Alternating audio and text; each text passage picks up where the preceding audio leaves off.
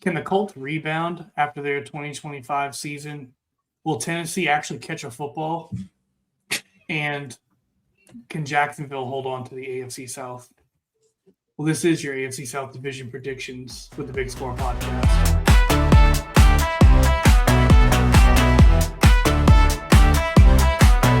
All right, fellas, AFC South. Last year, I don't know, we thought the Colts were going to run away with it, and they just kind of fell apart because of Daniel Jones' ankle, or Achilles. Jacksonville looks really good. Tennessee looks really bad, and Houston looks average as usual. So it's kind of a crapshoot over here. So both sides of the spectrums. They're really good on one side and really bad on the other. It's true. It's so true. But we're going to start with the worst team in the division tonight, and we're going to start with the Tennessee Titans. Ooh. And consensus agrees 5-12. Brad, you went 4-13 here.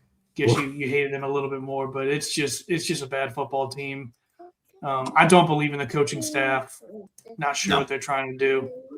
I don't know, Brad. Go ahead and 4-13. You're the worst one here. So what you got? I don't have much to say about it. Same things you said. I don't believe in the coaching staff 100%. Salah's had chances other places, and I think he's one of them people where hell of a coordinator, just not head coach material. But we'll see what he does. Cam Ward, they tried to get him some more weapons. They brought in Wandale from New York. Drafted Tate, although he's been missing in preseason. He's been playing, but he's been missing. I don't know where he's at. I do like Gunnar Helm. They don't have a great running game. I don't think that they're going to be competing again for another top 5 draft pick, in my opinion. So I just don't have much faith in them.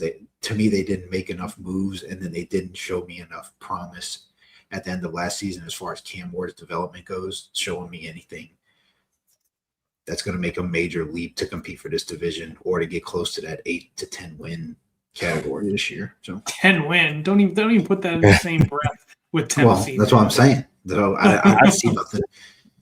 I didn't see anything to get them over at home.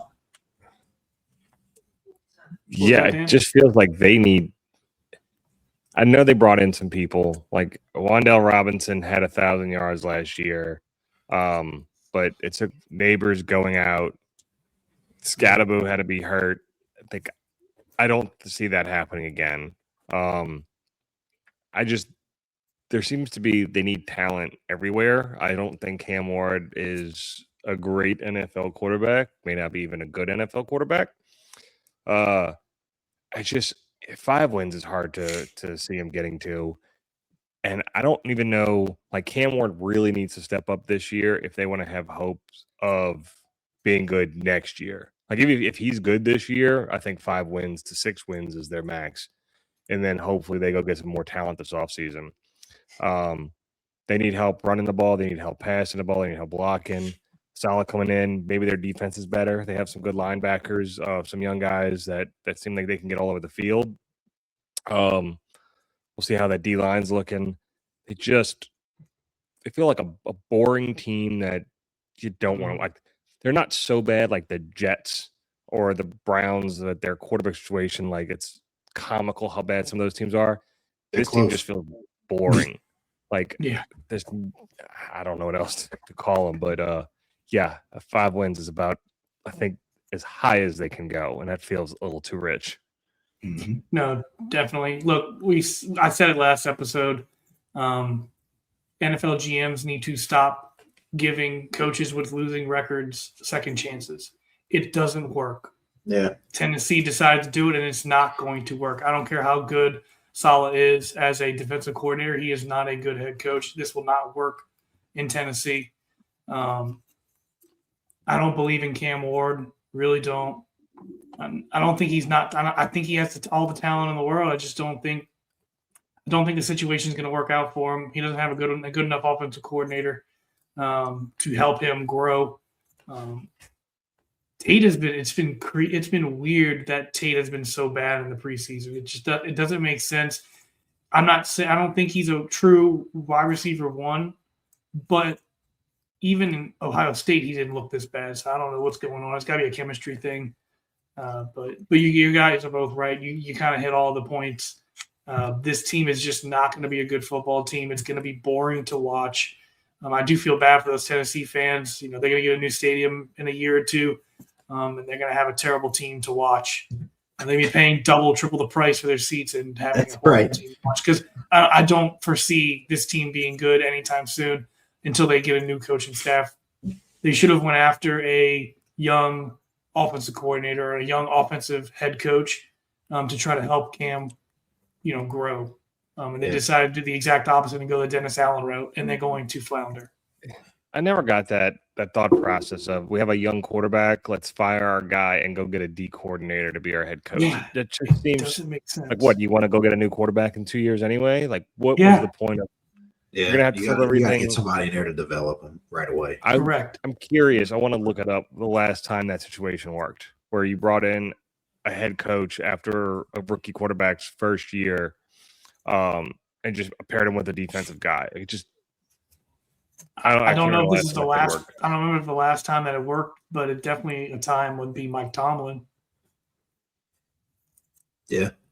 Ben But Tom- Roethlisberger. I'm pretty sure Roethlisberger was in his second year when Tomlin came on after Cowher retired. See, that was that That is was a 20 person years ago. retiring. That's a guy retiring at least. And Fair, it's fair. He didn't keeping get on fired. the same, I don't say same system, but that same culture. These new Yeah. coaches, you flip them over to bring in a new culture, and you want your offensive coach to be with your quarterback.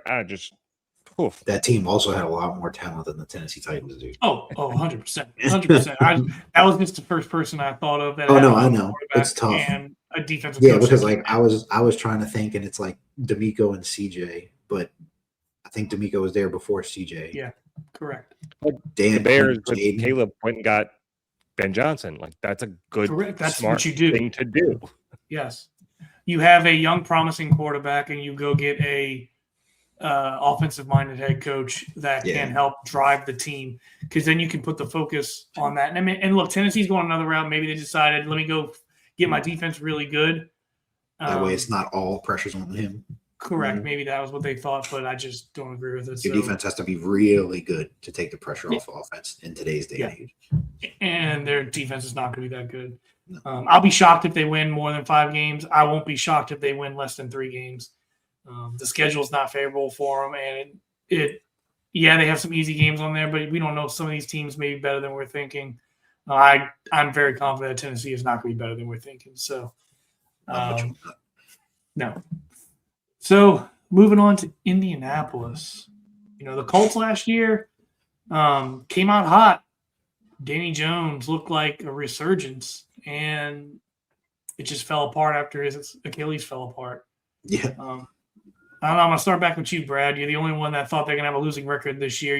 You're not seeing any growth from the team after another season of having everybody in the same room. Not really. I think that they can be better. I think it wouldn't surprise me if they got to 10 wins or something like that. But it's like they started off super hot, but we're still talking about Daniel Jones. I have nothing against the guy. I hope he succeeds and everything, but it's like he's never done it. It's like I still need it to be proved. And last year it was like, okay, he's proven all the doubters wrong, and then tragedy happened. But other than that, the team still runs through JT. That offensive line and Taylor, they got it clicking. So as far as they'll go, Daniel Jones just doesn't have to mess it up. But they made some moves in offseason that I didn't totally agree with. Pittman's out the door, who I thought was a reliable, security blanket type of player. The emergence of Tyler Warren will happen. I do like him a lot, but when you go give Alec Pierce, what I don't know, it was a $100 million contract or whatever it was to be you paid him to be your wide receiver 1, and I don't know if he's caught more than 50 balls in a season, 50 or 60 balls in a season. Hopefully it works out for them, but I don't know. I just don't. You look at that division, and I can't put them in the top 2 in their own division. So that was basically my thought process of having them hovering around that 500 mark. Yeah. No, I mean, and if you look at Dan, we're kind of both at that 9-8 mark, and I think we both agree that they're going to be hovering around that 500 level. I can see them winning 10 games this year, but I can also see them winning 7 games. So it's going to be kind of how the season breaks, how injuries break for them. I feel like that last year they caught lightning in a bottle and they let it out. I don't think they're going to win the Super Bowl or anything, but I think they would have definitely made the playoffs and maybe made a decent run in the playoffs. Sadly, it didn't work out. They made that really big trade and sent out those multiple draft picks, and it really didn't work out for them. So I don't know, Dan. 9-8, you have them start 0-3, and then kind of teetering back and forth as the season progresses. Looks like we might have lost Dan. We might have lost Dan. He might have technical difficulty. But, I mean, to what you said, I agree, How many picks they traded for Sauce? And I just thought about it. It was like – I'm pretty sure it was 2 firsts. How many times has somebody traded for a high-profile cornerback and they worked out, like, to be better than what they were? I was just trying to think about ones in years past, Yeah. Whenever I guess – the hype around Sauce Gardner was that he was like maybe best cornerback in the league or up there with that conversation of maybe top 2 or 3 in the league. And it's like, in my opinion, that team wasn't a cornerback away from winning the Super Bowl. So I didn't quite get that trade. But no.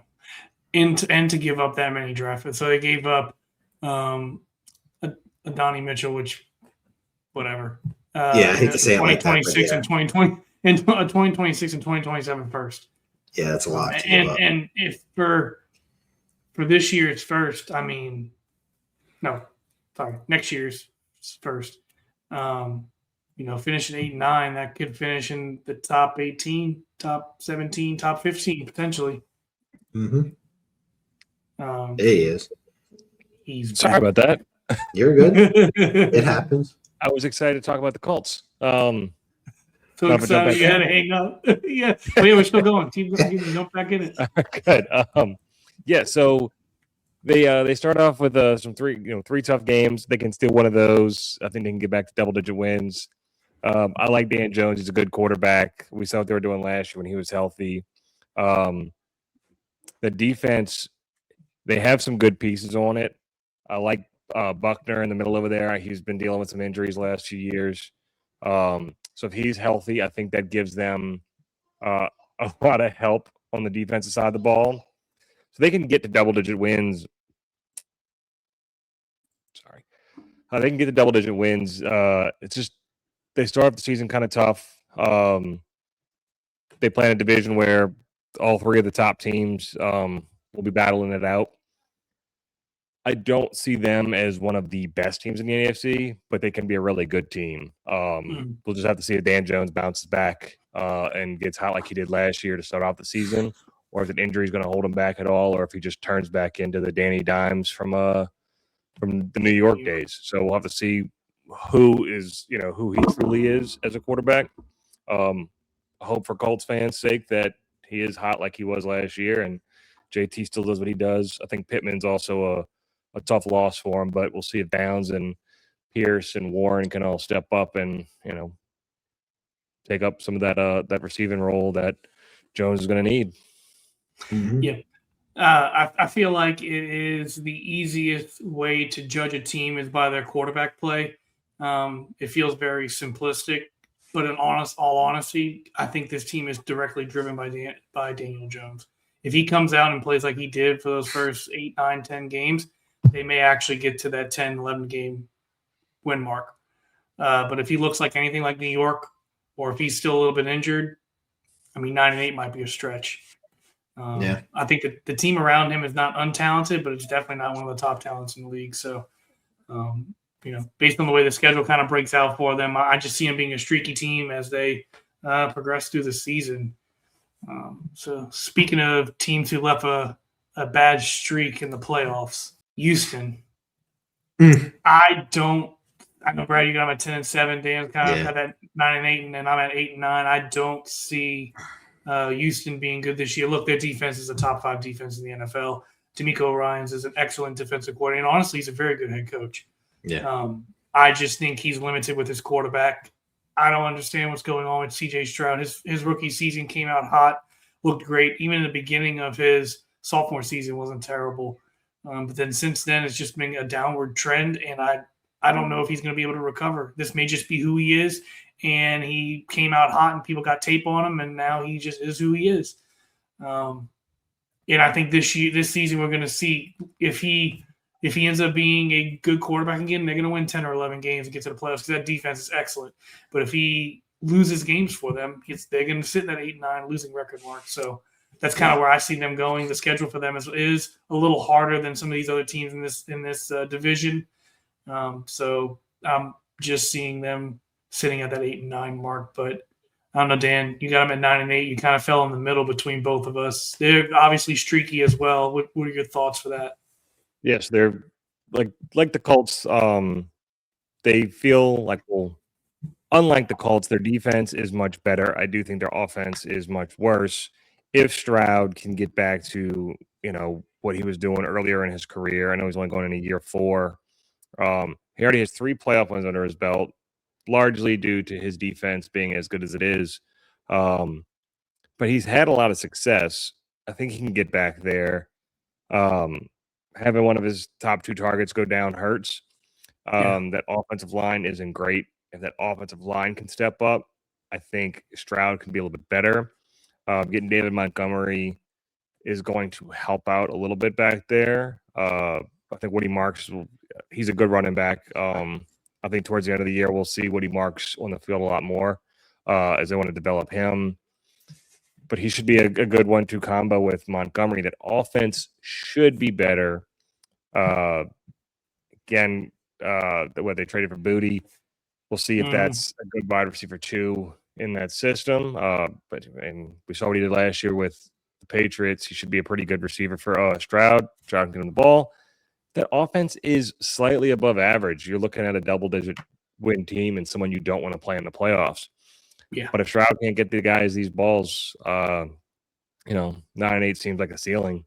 So we'll just have to see if Stroud is better than what he's been the last year and a half or so. Yep. But they should still win some tough games. Like that to start off the season against those 3 teams, I think I was shocked seeing that. Teams. Yeah, they're I was shocked team, seeing giving them 3 wins in a row right there. Is the offense going to be able to keep it up? I think the defense will. Yeah. Defense will carry this team. The offense just needs to produce average, slightly above average to be a double-digit win team. Yeah. And I don't know, Brad, you got them at 10-7 here. I'm assuming that's because you're overconfident in their defense, and it can't be potentially their offense that's teetering you into that 10-win mark. I don't know. Am I correct on that, or you thinking Stroud's back? No, their defense is that good, in my opinion. Their defense can – I think, that's why I have them high. I think their defense guarantees them at least 8 wins. I don't care how bad their offense is. If their defense is holding people under 14 points, your offense just has to be mediocre to win games. And I think their defense is good enough to do that. But CJ Stroud could definitely, develop, hopefully. I mean, I'm a big fan of Nico. I think he's a great receiver. Higgins did go down, but they immediately addressed that, trading for Booty out of New England. So they're in it now. Like they believe their time is now, which I also think that window is now. So they were trying to keep CJ to have all his weapons, which called for the trade. Like you said, I think D'Amico Ryans is a hell of a coach. One of the new younger ones that I think is going to, be talked about for a while in this league as being one of the top head coaches in the game. But I believe in their defense. I have them kind of finishing strong, which I think has maybe helped them get into the playoff push. And the reason I have that is because I think that, when it gets into those winter months, the defense is what counts at that point. So, I don't know. I don't think they're going to compete for the division win, but, like Dan said too, and you touched on it yourself, it does a lot depend on CJ. CJ could swing them 3 games either way. He really can. It's that crazy, He really can, and that's kind of why I personally was leaning on the 8-9 or worse record. It's just I think we've seen who CJ Stroud is, and this may just be him moving forward. Yeah. I hope I'm wrong because he looked really good his rookie season and a little bit into his second. So hopefully he can shake it out. Yeah. But now on to the best team in the division, and it's very clear that these based on our records, this team is going to do very well this season. Yep. And that's Jacksonville. Both have them at 11-6. I got them at 12-5. I'm a little more confident in them on some of these games, but even then, it really doesn't matter at this point. They're going to easily clear the division. It looks like the reason why they're 11-6 for your guys is because they're going to give up the last week 18 against the Colts, and give that win up because they should easily beat the Colts. So I don't know, Dan, you want to kind of go through and y'all know who I love. Oh yeah. I think this offense is really good. We all think BTJ is going to have a bounce back season. Brad more so than others, but we all think that last year was more of a fluke. Maybe his rookie season was too high, but last year's way too low. He should have a good season coming back. I think they'll do the right thing for Travis Hunter and make him a corner. That's what they've been talking about. And sprinkle him in on offense occasionally, but more of like here's a player to not go play fully on offense and fully on defense. So that'll help out the defensive side of the ball and also give more opportunities back to BTJ, give some opportunities to Parker Washington, who I don't think he's as, superstar level as some people are going to say that he's going to break out to be this year, but he should still be a really good receiver. Jacoby Myers, I'm high on. That running game, we'll see if Tootin can do it. We like A-Chan here in New Orleans, so I think they'll be missing that. But if Tootin can come out and be a pretty good running back for him, that offense should be really good. And again, the defense isn't bad. They got some guys on that side that can make some plays, rush a passer. If Hunter can go and lock down one side of the field for him in year 2, this team looks really complete. Which feels weird talking about the Jaguars being like a fully complete team, but I know, right? They can be that. I'm not sold on it yet. That's why I have them at 11-6. But I mean, if they can again look like if their defense can be as good as what their offense should be, 12 or 13 wins could be where they end up. For now, I have them at 11. They'll drop a couple after the bye week, but even if they split one of those and don't give up that last week of the season, that's 13 wins right there. Yep. I agree. I'm about to say, Brad, you're probably down the same path with that. I am. I think that he hit the nail on the head what I was going to talk about. Keep Travis's ass on the defensive side of the ball. With the emergence of Parker Washington, Jacoby Myers is solid. BTJ, I believe, is their true number one. They don't need any more receivers on that side of the ball. He needs to focus on being a lockdown corner if he can do that at the NFL level. We talked about this a little bit before. The head coaching hire of Liam Cohen, I think, helped develop Trevor Lawrence and what everybody thought he was going to be when he came out of college. So I think that Jacksonville ownership and GM hit the nail on the head, bringing in Liam Cohen for that and his offensive scheme. He helped Baker resurge his career, and I think he's doing the same thing for Trevor Lawrence. I'm not worried about the running game. I think his scheme fits it, and we're all high on Tootin. For all you fantasy guys, don't be scared to take him. I think he's going to do good things. But definitely. If their defense can be middle of the pack, I think that they easily win the division. They should win the division anyway. They are the best team on the rise right now in that division. But I mean, there's not much else to say about them. They're the most complete team. They got the best quarterback in the division. So it's not much else to say about it. I agree. I'm not going to spend too much time on here. The record speaks for itself. They're like Dan said, they're almost a complete football team. Liam Cohen coming in and taking Trevor Lawrence to that next level has pretty much made this team a continuous and perpetual winning team moving forward. Oh, yeah. Solid playoff I think team. I think both of them combined. I don't know if they'll ever win a Super Bowl, but they'll definitely be in the running for years on out. For sure. With that, the division itself, nothing really shocking. We went through the records. You can kind of tell where we landed with things. Yeah, we slightly disagreed a little bit where Houston and Indy are going to be. We all agree that Tennessee is crap, and we all agree that Jacksonville is the best team in the division. So any final thoughts for the AFC South? No, not too much. It runs through Jacksonville. I don't think it's going to change. unless CJ Stroud finds his rookie season again. Other than that, it's going to be Jags representing the South in that division. Well, we appreciate y'all jumping That's in it. on this one. We're wrapping up the AFC South division here. Only one more division left on this one. It's going to be the best one there is. So stick around and hear that one out. That's right. We'll catch y'all next time.